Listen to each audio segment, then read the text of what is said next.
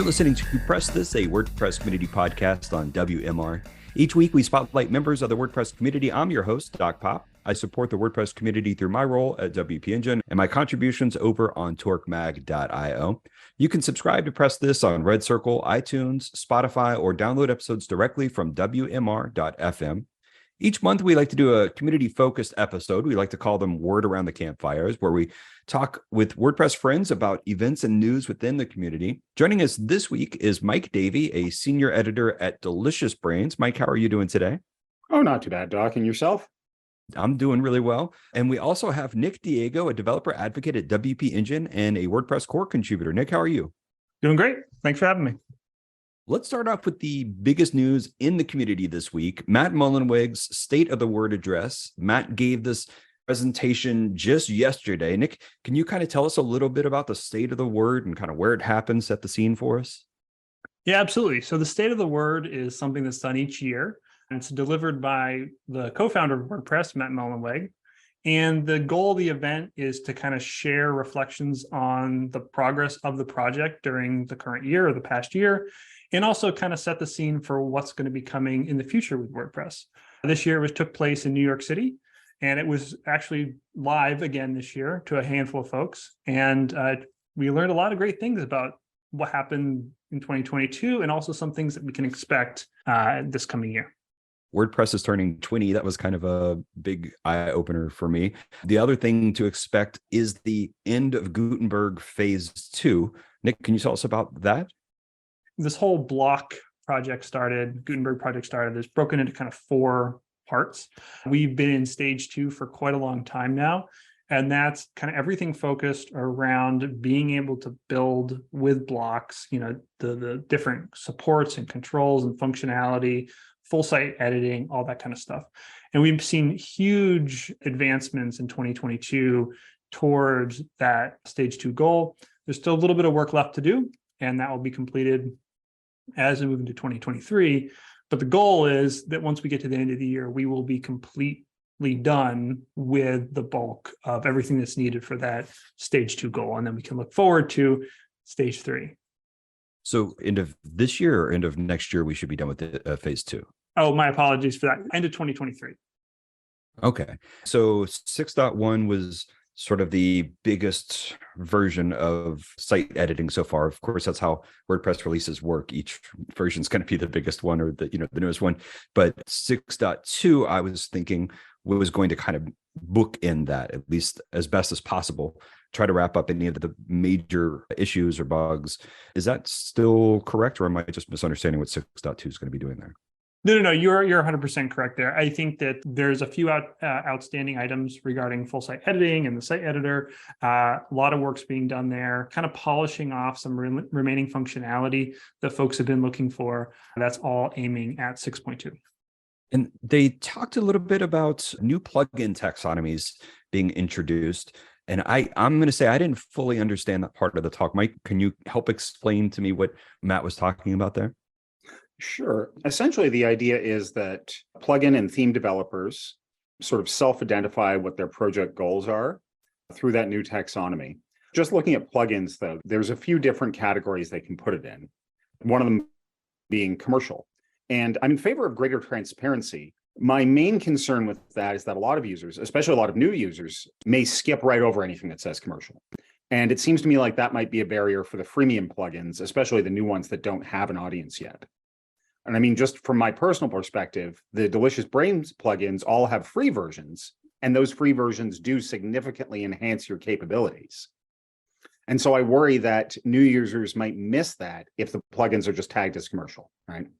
And speaking of looking just still at new users, I don't think the current taxonomy scheme that we've seen is going to be of much help for them when they need to figure out which plugins to use. Solo, community, what does that even mean?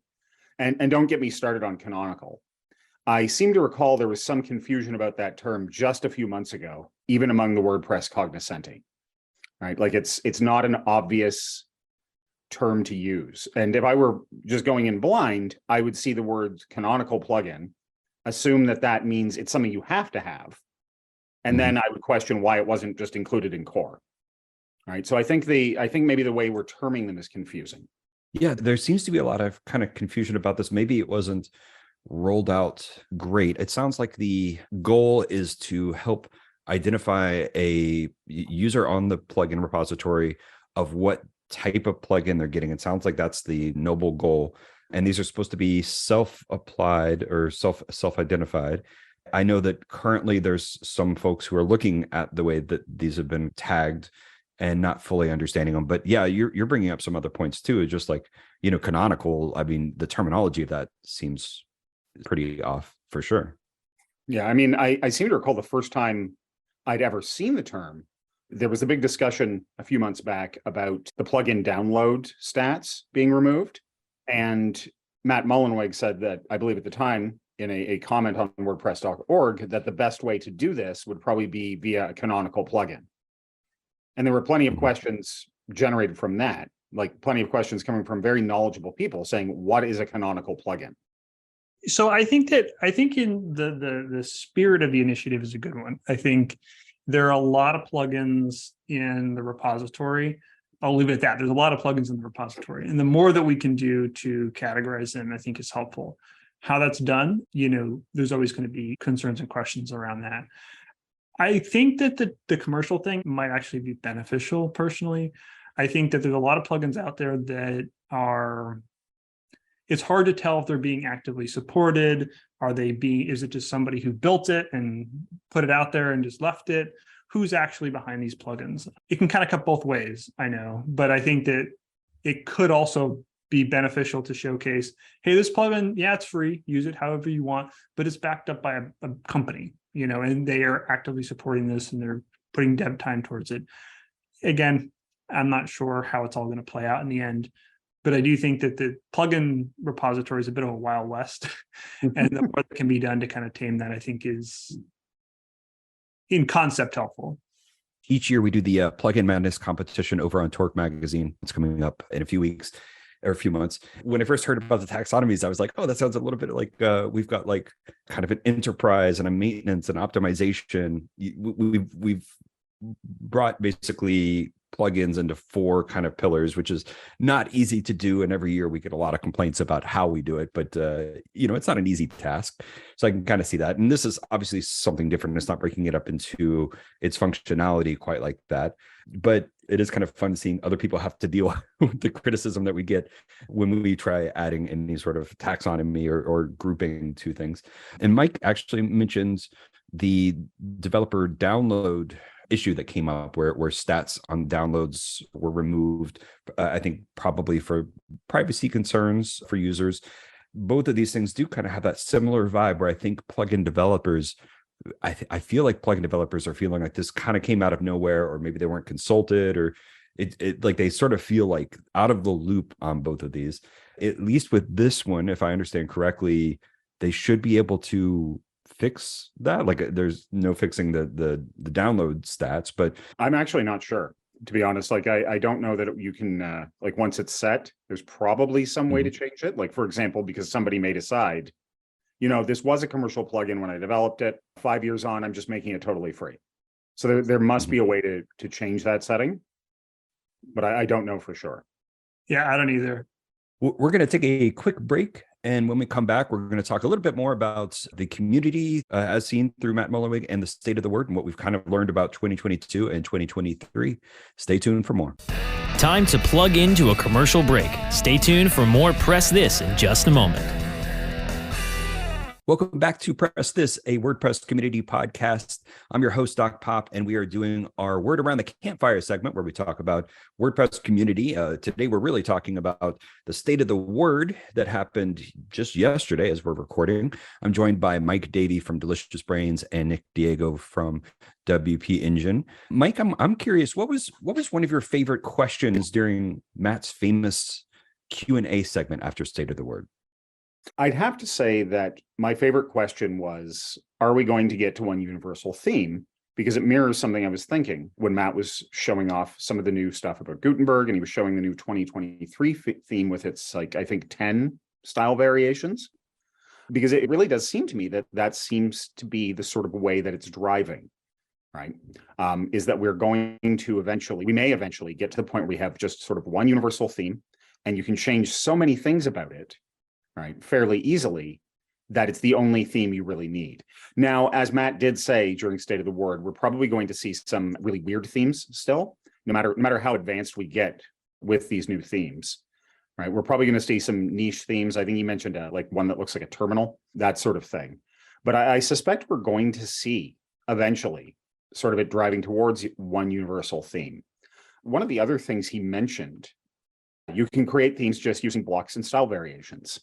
And I really think that that is in line with WordPress's initial and continual mission of democratizing publishing. It seems to me that you can now be a low code or no code person and actually build a custom theme. It's probably going to take you a while. There may be some stuff you've got to learn, but you can get in there and start doing it.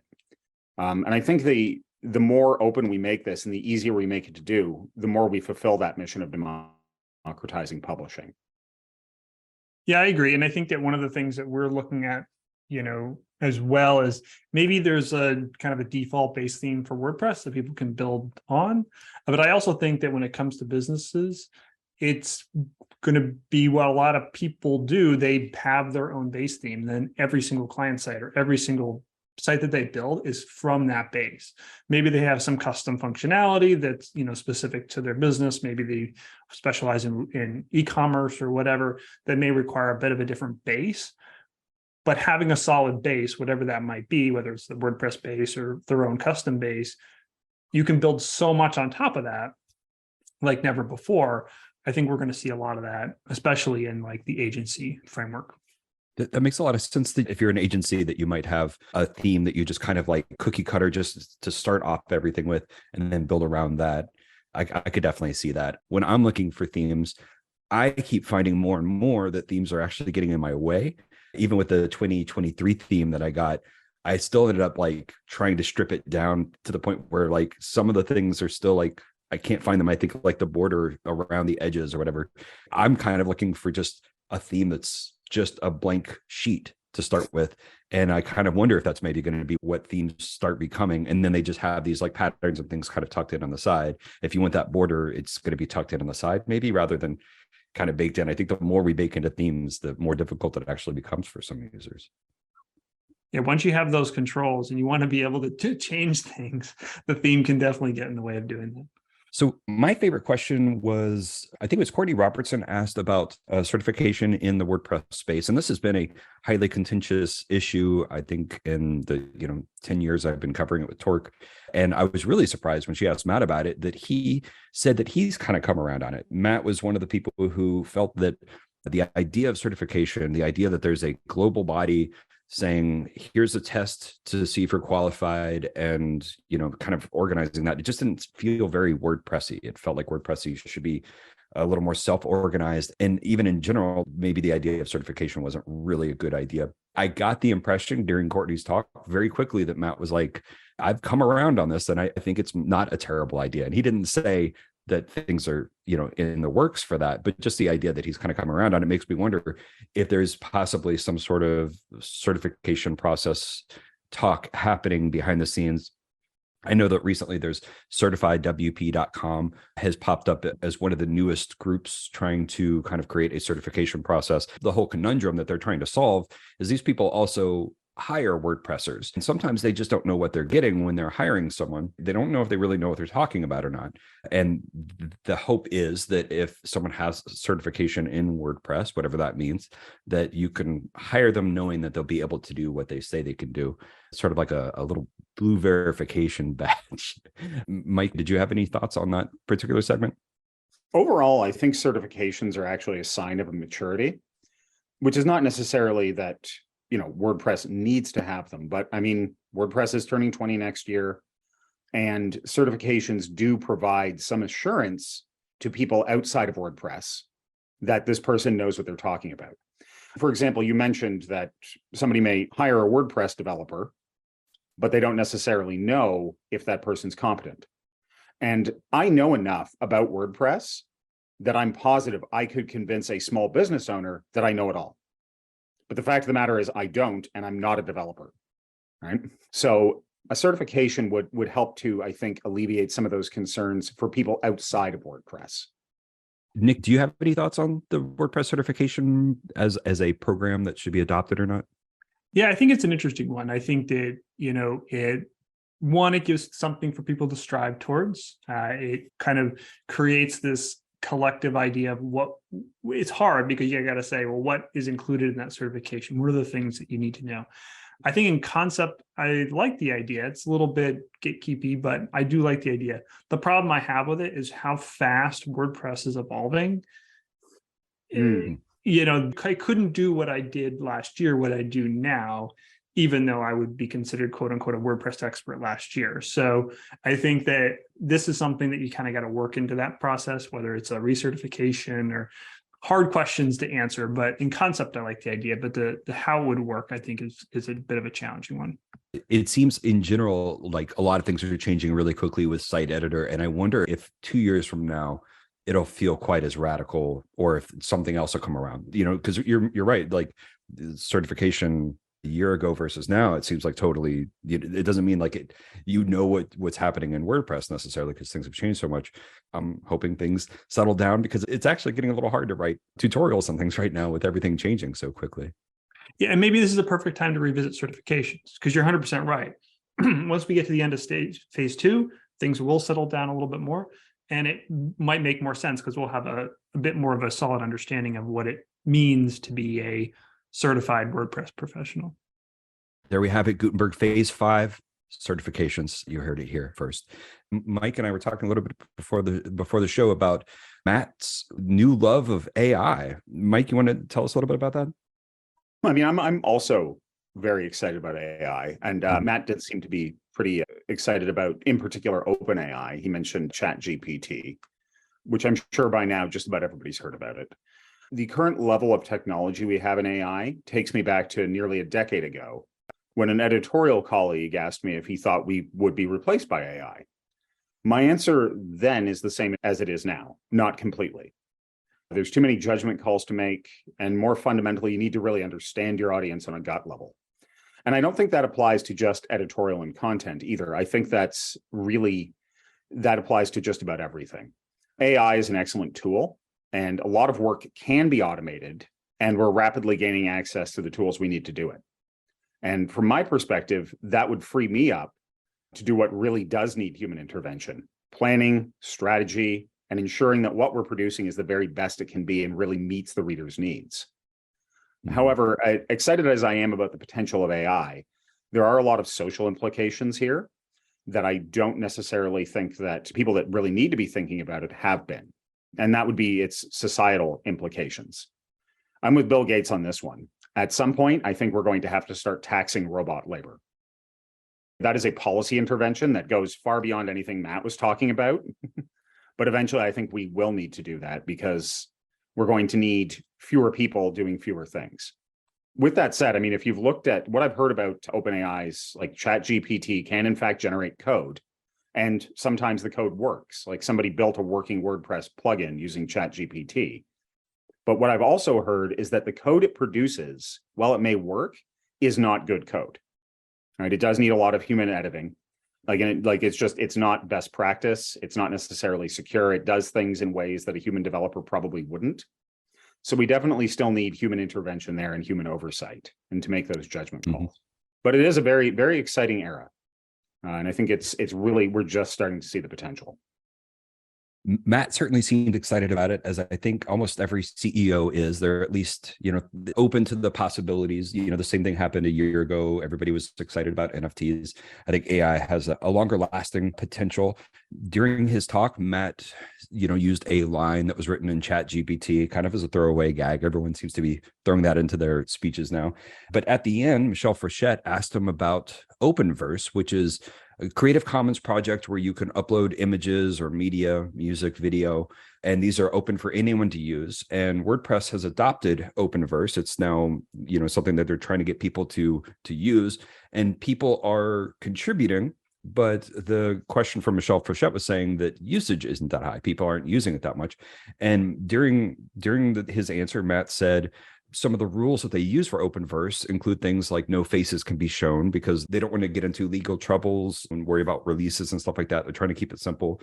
And some users do need a face or want an image of someone who has a face. So Matt's suggestion, coming back to AI, was talking about using AI to generate images, sort of like this person does not exist.com images, to help add faces to that category. And I know that, Mike, to what you're saying, this is kind of a contentious thing for some people in terms of ethics, in terms of where these images are being generated from, or the source material.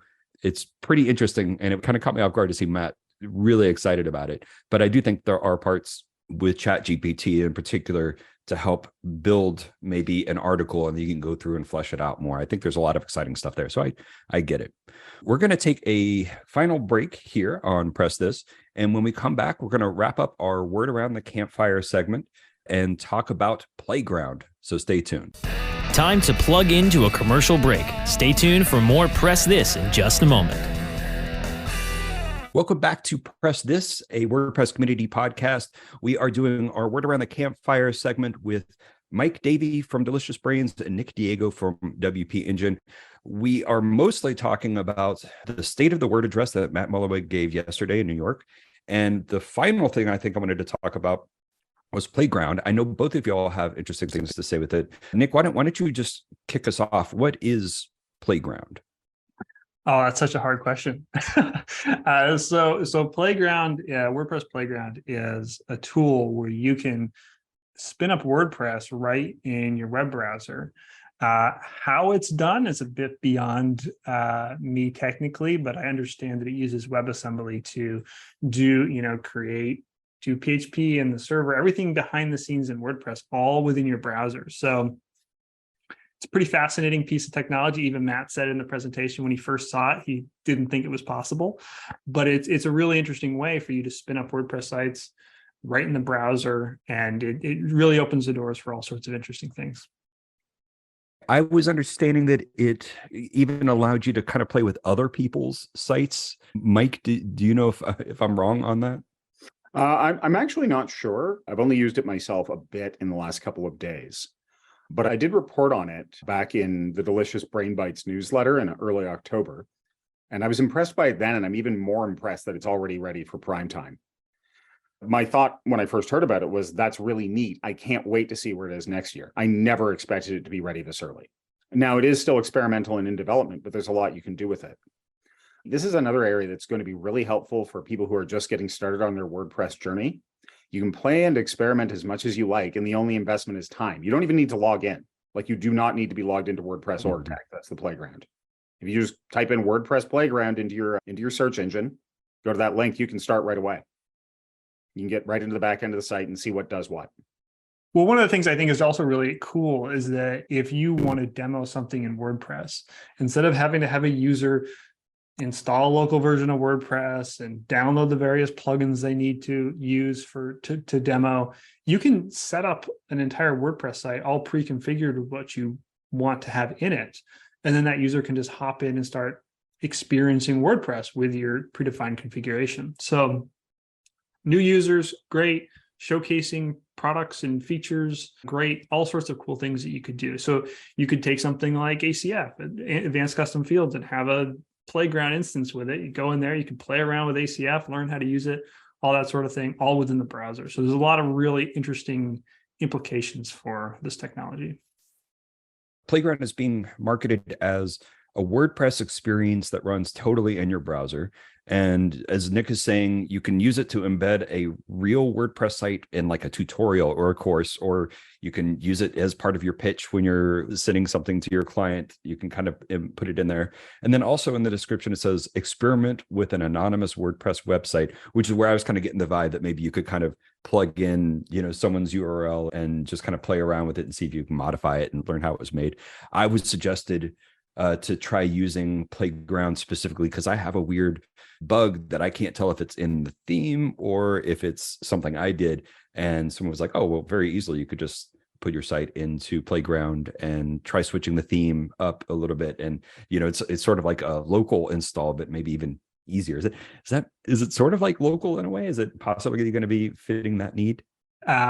there are echoes of local in Playground. However, I mean, local is obviously a much more advanced tool, all the integrations with, Flywheel and WP Engine and all that kind of stuff. But there's definitely some echoes of the two between the two. That's all we have time for on this episode of Press This. I want to say thank you so much to Nick and Mike. We will drop links to your projects in the show notes. If you enjoyed this episode of Press This, I'd recommend checking out our recent interview with Brian Gardner. He did a predictions about themes and trends for 2023, talking about what we think are going to happen, both with themes in general, like how websites look, but also themes, like how themes are being used. So if you're interested in that, check out that episode. I also recently talked with Say Reed and Courtney Robertson on the WP Community Collective, a group that is seeking to fund WordPress contributions and initiatives. You can hear that on the Torque Social Hour live stream. You can find that on YouTube or on torquemag.io. Thanks for listening to Press This, a WordPress community podcast on WMR. You can follow my adventures on Twitter at the Torque Mag, where we post links to everything that we're working on. You can also subscribe on Red Circle, iTunes, Spotify, or download Press This from WMR.fm. I'm your host, Dr. Popular. I support the WordPress community through my role at WP Engine, and I love to spotlight members of the community each week on Press This.